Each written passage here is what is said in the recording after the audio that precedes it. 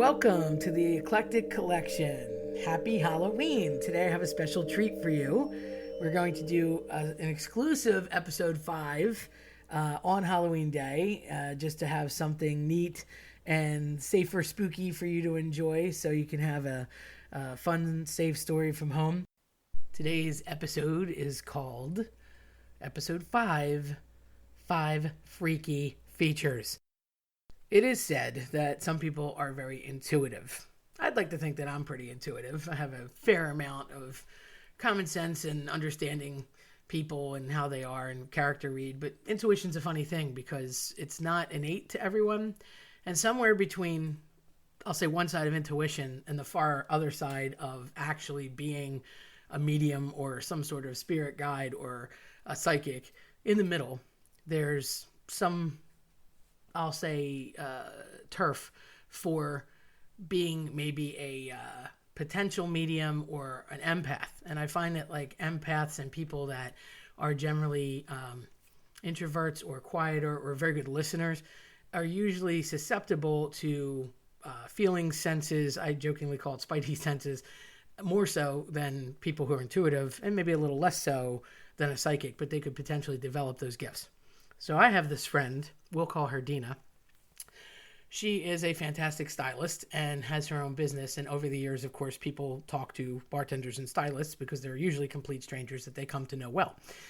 And she is always in a very good rapport with all of her clients. And one thing that she sort of has that I am totally fascinated by is this spidey sense that we jokingly call, because she's usually right about things or gets a sense of something. And even in times when it's not a topic or you're not talking about a specific person, she will come out with, oh, I thought of this guy and I don't know, I didn't have a good feeling. And it turns out like that person got sick or they were in a car accident or they lost their job or something awful. Or on the flip side, she'll think a happy thought or, maybe this person crossed their mind and another client brought that person up and she'll think about them. And if she sort of concentrates on them a bit, she'll feel that, something good happened. Maybe they got married or they met someone and they're in a good relationship or they got a raise at work or something. But she's generally right, and she's generally keyed in to other people, way more so than I am. The thing that most recently stuck in my head, and I'm talking over the last couple years, I've watched this develop in front of me, but I'm sure she's had it her whole life, was a specific instance where she actually had a client she thought of kind of in a bad way over the last few times, and then the client wasn't coming in, and it turned out that client passed away. And she had the wherewithal to go to the obituaries and find that person's name and sort of find out the hard way. So there are extreme examples, but that's just how in tune she is to people. She's a good listener, and she's a person who definitely knows other people and is a good judge of character as well. But as a result, I think that sometimes it might make her sad or happy or put them in the mood, put her in the mood to be like the people's moods. So that's the danger of an empath. But aside from taking on other people's absorptions, she is definitely a good person to talk to and bounce things off of, especially when you want some sort of advice. One of the many benefits that Dina has with this gift is knowing when her 4 children are up to something or no good, or worse yet, when her parents are up to no good. So it is kind of a comical situation we find ourselves in often. But unfortunately, this one time, it happened to me. So I was with one of her sons who works with me in the business that I have doing entertainment, and we were getting ready for a gig to come up, doing some disc jockey stuff, and the guitar expo had come to town. He's an avid guitar player, so we went to go see the Guitar Expo. I, of course, am not skilled in this whatsoever, so I was learning as we went, and I was just fascinated to read labels and look at cool records while there. But he got really intrigued by this one Paul Reed Smith guitar that also I learned is a fantastic guitar with cute little birdies on the fret, but hey. So I didn't know much about it, and he was schooling me as we went, and of course he picked a few up and tried them, and he was toying with adding to his collection, which is fantastic to begin with and extremely impressive, of multiple types and styles and shapes of guitars. Again, I was learning through this whole process, and he looked at one that was used and cool looking, but he was playing with it for a while and trying it out, and they had a little station where you could put headphones on and try things. So he kind of got into the zone. And while he was doing that, I saw that there was a new one that wasn't much more, that looked even cooler and obviously wasn't used and had an even cooler purple black kind of tint to it. And it was much more of a him color than the Starburst one he was looking at. So while he was in headphone and playing, I made a deal as only I can with the guy and said, let's talk. And we did. And Christmas was coming up, and it was a great gift for him, because what do you get a wonderful musician other than another instrument by which to play? So I had done that. And at the end of the expo, which we almost got thrown out of because he got so into the zone playing that he didn't even know it was 5:00 and we had to leave. So I packed it up and I told him, hey, look, I got this. Hope you like it. And he was like, oh, it's cool. That's great. So he was all smiles. And we were packing up to leave. And about 10 minutes went by. And his mother was on the phone calling on her way home from work saying, hey, I'm just leaving the shop. You guys okay? You up to something? What are you doing? I got this weird feeling.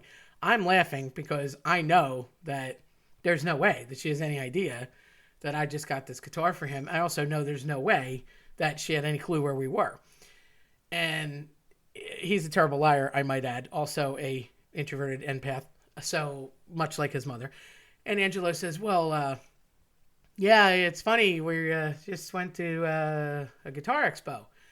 And within seconds, Dina says, and what are you two doing? What are you up to? I can sense it. You're not doing something good. My spidey senses are going off. What are you doing?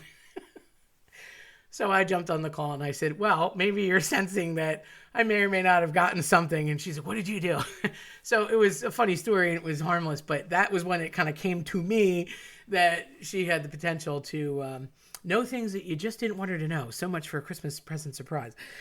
So that being a modest example, I realized shortly thereafter, and this was a few years ago, that over the time that I've observed this family, they all kind of have it, and it must be genetic, I don't know, because they definitely each have their own little connection to all things weird, spooky, or at least make you raise an eyebrow.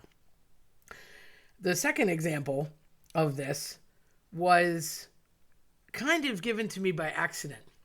I was coming back one day from work, and I stopped in to say hello on like a random Monday afternoon. And I had never gone on the third level of their house. I had only been on the main level. For some reason, the night before, I had this dream, and it was basically a nightmare. And I had this dream of an attic door, and it wasn't a nice picture. It was dark, and there was some figure. I couldn't tell you what it was. Had no face. It was just like a dark, shadowy figure.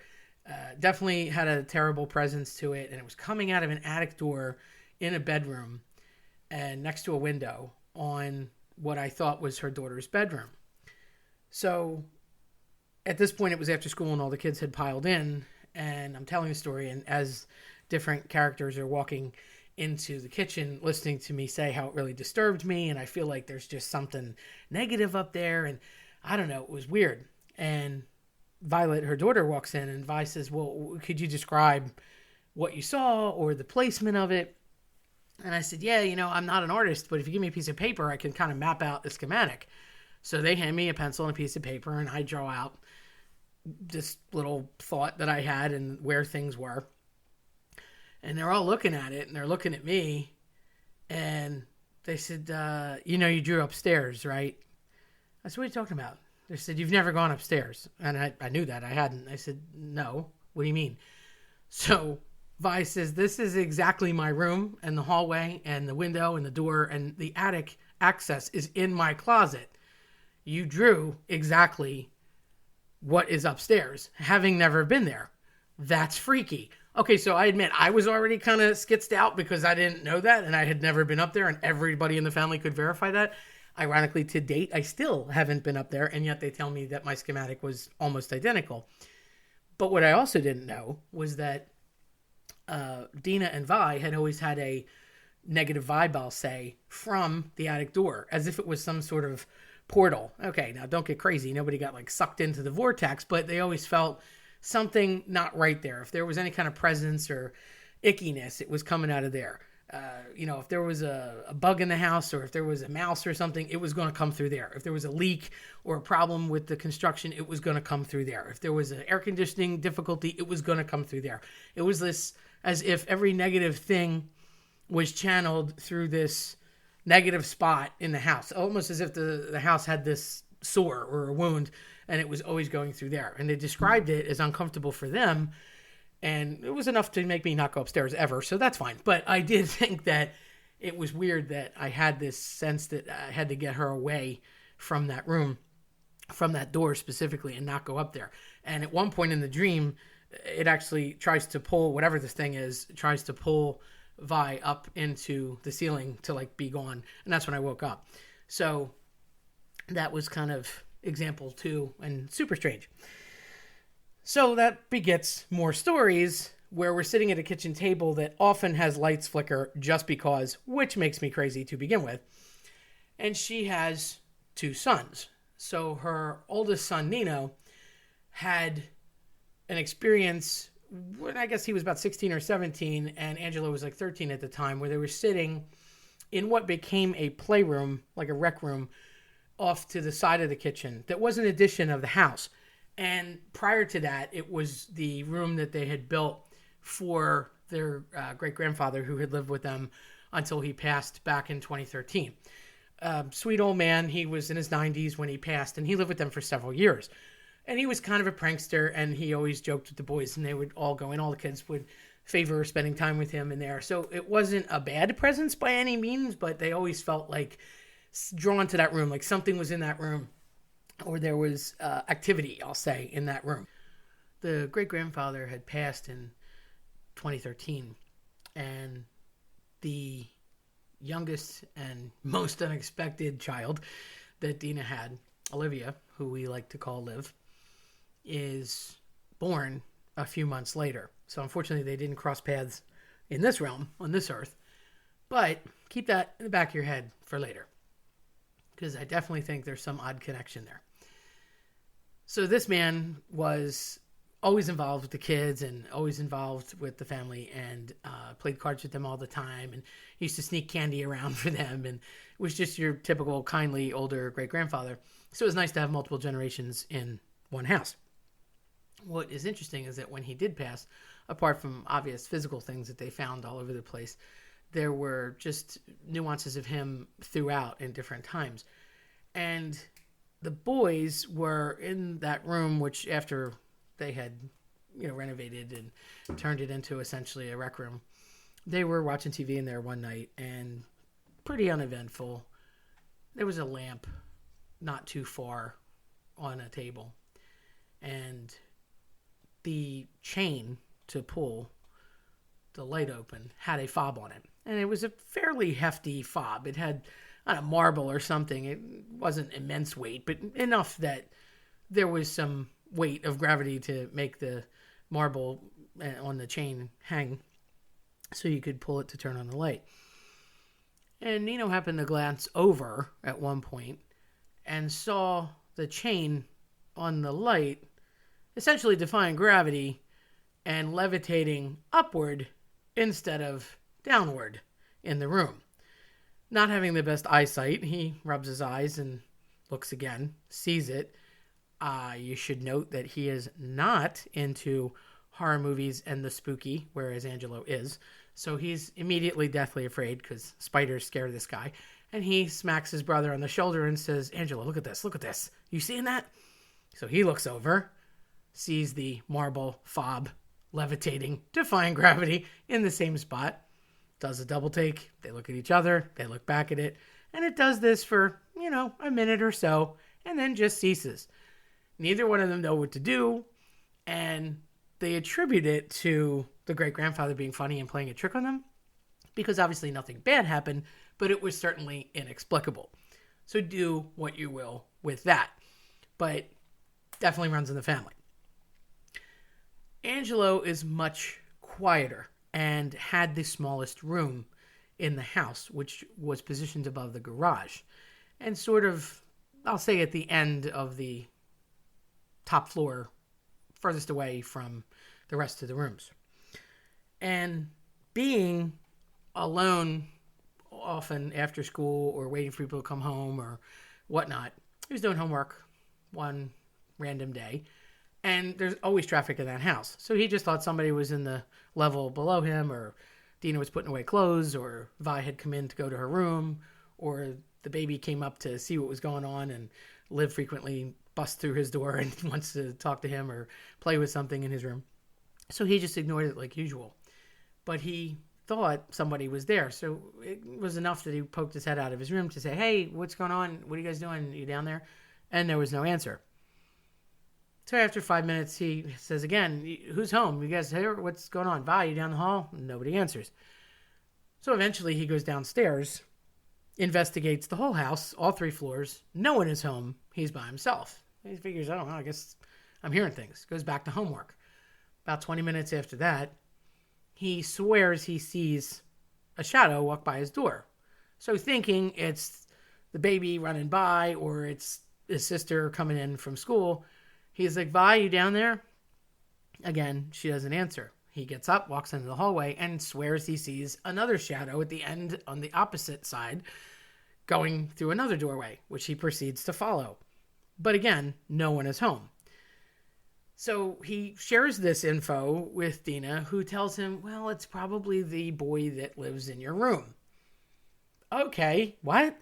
So allegedly, there's a Civil War soldier, but a young one, probably 14, 15 years old, which at the time Angelo was when he discovered this, who would occasionally make himself visible to Dina, or at least the presence there within. At least that's what she saw. I'll trust her spidey senses. I don't know to question them after my experience. That was taking kindly to Angelo. He just thought he was a nice guy, and he would frequent there. Again, nothing bad, nothing negative. He would just sort of show up or move things around, or you'd see a shadow or something would go by. And when things were out of place or not necessarily feeling quite right, they generally jokingly blamed him. They call him Matthew, by the way. So allegedly, I don't know that his name was Matthew, but they call him that. Allegedly, Matthew was the one that was the, I'll say, upstairs ghost, not anything to do with the negative thing down the hall. We still don't know what that entity is. So I don't really know who's flickering lights in the kitchen, but there's definitely room for error in this one because there seemed to be lots of kinetic spirit activity going on there. So as if that's not all shady and strange enough, the last piece had me most concerned, I'll say, and raising an eyebrow. So we're all crazy Italians, and we have similar stories and similar backgrounds and lots of similar types of people in our families. And I was telling a story about something my father did playing cards one day, or cheating or joking with me about something at the casino. And my dad loved to gamble. He was a pretty avid gambler. And we were playing like War in the kitchen, or we were playing Rummy or something. And it was just for fun. And the story ended much like a story that they were telling about their great-grandfather. And I joked that they were probably playing cards in heaven together or something like that. My dad had passed about 5 years ago. And the youngest one, who at this point was about 2.5, almost 3. And you have to understand the sick intelligence that all of her children have. So they're way above the curve and super, super mature people. The little one's 2.5 or 3 at the time. And she looks at me very straight-faced and says, "Yeah, your dad's in heaven. He died." And I said, yeah, Liv, he did. And she said, and he wasn't sick like normal. He had something strange. I said, yeah, actually, that's true. My father, we didn't know it until about 2 days before, but he came down with Lewy body dementia, which is highly, highly underdiagnosed and very terrible. It's what Robin Williams passed away of. And we literally learned about it maybe 3 days before, courtesy of my sister and her research, but couldn't do anything about it. So I was trying to explain best I could to almost 3-year-old. And again, without missing a beat and very matter-of-factly, she said, yeah, he talks to Pop-Pop all the time. I said, oh, really? She said, yeah, they're playing cards right now. Pop-Pop told me. So I just thought, the kid heard us talking and And that was that. And I kind of dismissed it. It was cute. And clearly she was okay and understood death, so that's a bonus and pretty mature for a pushing 3-year-old. So a couple of months later, the family comes to my house for an event. Might have even been around, I think it was around Christmas. I don't even know. They came by and the whole family was there. And there's pictures all over my kitchen. And they pretty much go in order from my mom and dad's wedding to their parents and their wedding photos. And my dad was one of 10. So there was a very large photo of all of the brothers and sisters and their spouses. It was from the 70s and very dated, but they were all there. It was one of the few times that all the siblings were present. And Liv walks over to the picture. She's never met these people. She's never obviously met my father. He passed before she was alive. And she starts left to right, pointing person by person. And although she didn't identify names, which would have been super freaky and I would have left my own house, she begins to say, he's alive, she's dead, he's dead, she's alive, he's alive, she died, he's alive, he's sick, she's dead. It was the weirdest thing, and she was right on every count. Now, how did that happen? Because in my mind, I'm thinking, Tony, red rum, and I was not very comfortable at that moment in my own house. Dina looks at me like terrified. I'm so sorry. I said, well, no, she's right. I'm not upset. It's just crazy. How would she know? And across the hearth in my kitchen, we have a fireplace we don't use and a big old mantle. There's a picture of my mom and dad from their 25th wedding anniversary. And I was about Liv's age when that happened because, like Liv, we were not planned. So I was little. I was like maybe 5 when they celebrated their 25th. And it's just a cool picture, and it's older. Early 80s picture. And that was a pretty good shot of my dad, who oddly looked like Robert De Niro and made the best "you talking to me" face that anyone ever saw. I do have his eyebrow, but I didn't quite get the De Niro features. So she says, that's your dad. I said, yeah. She said, you called him Pop. I did. I don't know how she knew it. She said, well, he's playing cards again with Pop. I said, oh, okay. And they talk a lot. And he tells me that they play cards all the time. I'm like, okay. So it was just weird. And she's never been wrong. Now, this kid is 7 at this point. And throughout the last few years, she's come out with more and more things like that. And that have always been accurate. Liv has a silent partner, though. They have a cute little Havanese doggy named Zoe. And she sometimes stares into another room, into the void, or will stare into darkness.